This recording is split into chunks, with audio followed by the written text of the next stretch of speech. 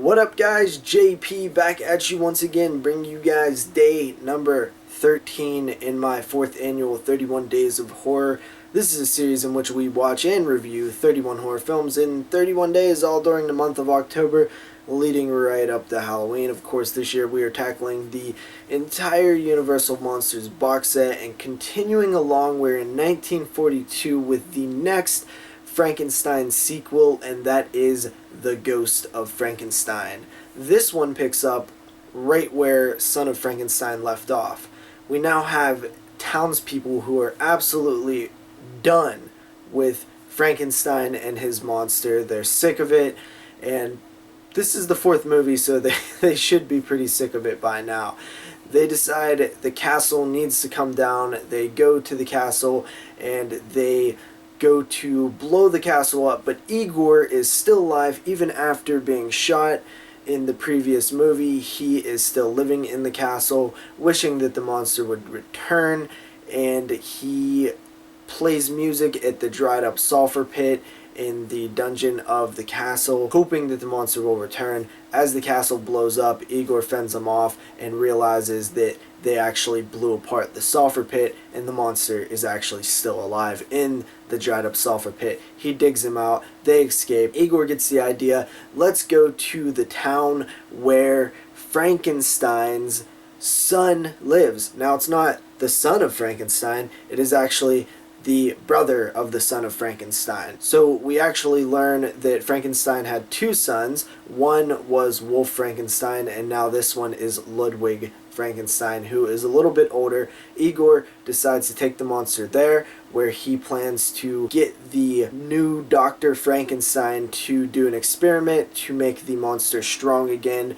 When the new Frankenstein is kind of reluctant to do so, he sees a vision of his father, the original Frankenstein. His father tells him, just switch the brain. I used an abnormal brain the first time. Switch the brain to a normal brain and everything should be fine. But Igor has plans of his own. That is the plot in a nutshell. Wow, first of all, I gotta say, this one opens up really strong, because right away, the townspeople are pissed and like, this ain't happening again. Fuck this. Let's blow this bitch up and get rid of Frankenstein forever. Unbeknownst to them, that kind of creates the whole Frankenstein thing in motion, but why do they care? He's in another town now. So Igor is once again really awesome, played by Bela Lugosi, and I do think that he was a little, I don't know, there was just something a little bit different about him this time.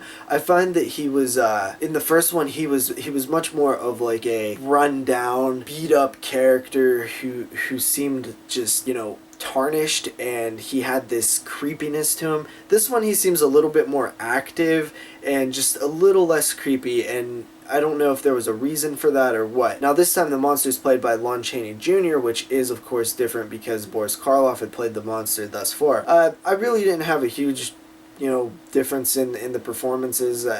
You know, obviously Boris Karloff brought a lot to it, but I thought Chaney was fine as well. He's not as animate as Boris Karloff was, but the monster is always different. Like, even Boris has played the monster a few different times now, like with the way that he spoke in Bride and then didn't in Son. It's kind of a weird thing. Also, there are some plot holes. That Son of Frankenstein, we found out that the electricity put him in a coma, but in this one, electricity gives him strength. So there are all these sort of plot holes going on in these films that even though they are direct sequels, they seem to kind of throw away some of the stuff that was learned in the previous films, or, you know, sometimes they continue it along. It's really just a mess and kind of a coin flip what they're going to do. I will say, I really like the idea of them deciding to just change the brain, right? Because that was the whole problem in the first place, the abnormal brain. And I thought that was a nice callback to the first film. There's a few different callbacks to the first film, which I thought was cool. And overall, you know, this is getting into that, like, sequel territory where it's like, it's getting a little wonky here, guys. But I am curious to see if the films continue along with continuity, because I really can't see them going much further.